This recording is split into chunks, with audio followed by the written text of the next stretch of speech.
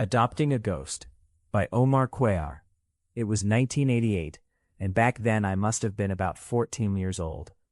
I lived in a modest house in Burlington, Vermont. That night, after watching Walt Disney's Peter Pan on the old cathode ray television, I turned off the lights in my bedroom and got into bed. The room was bathed in a soft gloom, broken only by the moonlight filtering through the curtains. As I settled under the sheets, my mind was still dancing with images of Neverland, pirates, and children who never grew up. I closed my eyes, ready to drift off to sleep. Suddenly, a strange sound jolted me out of my drowsiness.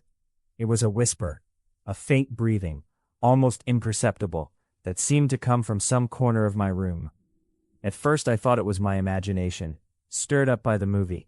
But the sound persisted, delicate yet unsettling, like someone breathing very close by.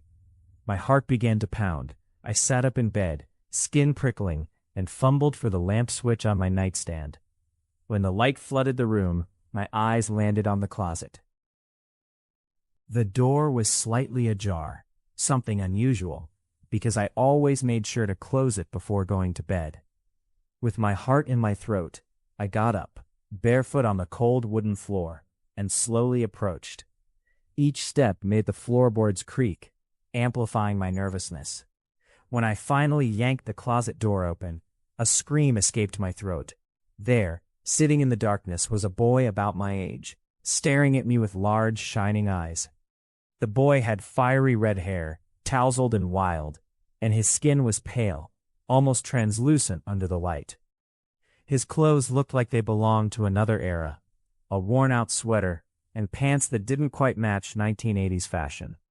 I froze, unable to process what I was seeing. My mind, still steeped in the magic of Peter Pan, betrayed me. Are you Peter Pan?" I stammered, immediately feeling ridiculous. The boy let out a soft, almost melancholic laugh, and shook his head. "I'm not Peter Pan," he said in a voice that somehow echoed strangely, as if coming from far away. "My name is Jamie. And, well, I'm dead." His words hit me like a bucket of cold water.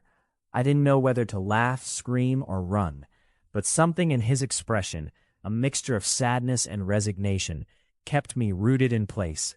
"What you see is just an echo of me," he added, as though that explained everything. His eyes avoided mine, drifting into the shadows of the closet. Trembling, I sat down on the floor in front of him, trying to make sense of what I'd just heard. How did you die?" I asked, my curiosity overpowering my fear. Jamie frowned, and his face darkened. "I don't want to talk about it," he said firmly. "No one likes remembering their own death. It's not something you want to relive." His voice was a whisper heavy with pain, and I felt a stab of guilt for asking. I decided not to press him. Instead, Jamie began to talk, as if he needed to fill the silence.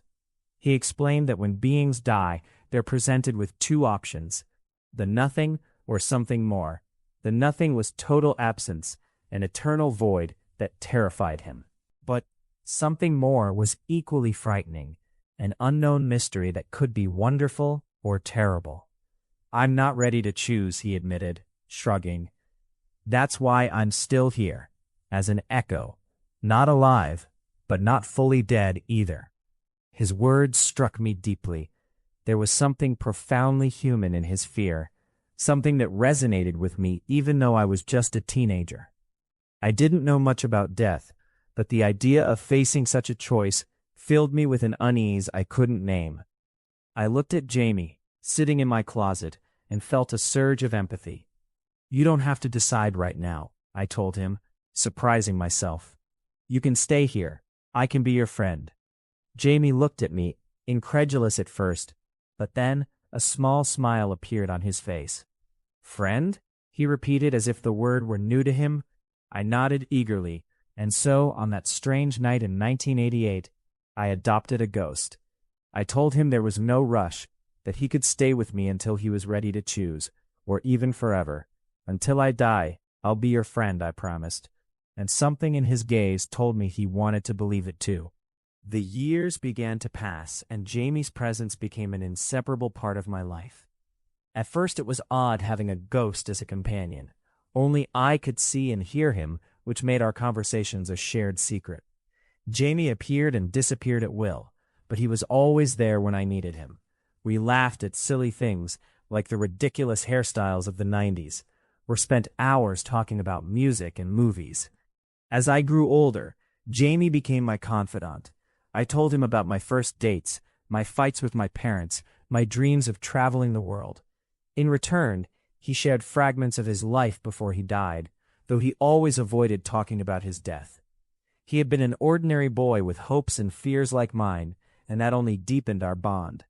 Sometimes I'd find him staring out the window, lost in thoughts he wouldn't share, and I knew he was thinking about the choice he still couldn't face. Our friendship wasn't without challenges. There were times when Jamie grew distant, as if the weight of existing as an echo overwhelmed him. In those moments, I did my best to cheer him up, telling bad jokes or taking him to explore Burlington. Once, I convinced him to come with me to an outdoor concert, and though no one else could see him, I swear I saw him nodding his head to the music. When I went to college, Jamie was still with me. My life changed, but he remained constant, an anchor in a world that sometimes felt too big. I studied, I traveled, I fell in love, I had my heart broken, and at every step, Jamie was there, offering his unique perspective. Sometimes we joked about how strange it would be if I died one day and we both became echoes, wandering the world together. The years turned into decades, and our friendship only grew stronger. Jamie never aged, but I did. Wrinkles began to line my face, and my hair turned gray. Sometimes I'd look in the mirror and wonder what it would be like to be frozen in time the way he was. But I never pitied Jamie. He had chosen to stay, and I had chosen to accept him. Together, we created memories that were as real to me as any others. Eventually, the day came when my health began to fail. Time, that relentless thief, finally came for me. Lying in a hospital bed, surrounded by the hum of monitors, I felt Jamie's presence more strongly than ever. He was beside me, his red hair glowing under the fluorescent light. "Edward," he said softly, "are you ready?" His voice trembled, but there was also a calm in it, as if my death was helping him face his own fear. I looked at him and smiled weakly. "Jamie, do you know why I adopted you that night?" I confessed. He tilted his head, waiting. "Because I was afraid of what comes after, too. I was scared there might be nothing, but I was also scared there might be something more. When I met you, I thought that when my time came, I'd like to face those two possibilities, not alone, but with someone else, to make the hard decision together." My words hung in the air, and for the first time in all those years, I saw tears in Jamie's eyes. Jamie took my hand, though his touch was more a sensation than physical pressure. "Then we'll do it together," he said, his voice steady for the first time. I nodded, and in that moment I felt a peace I had never known before.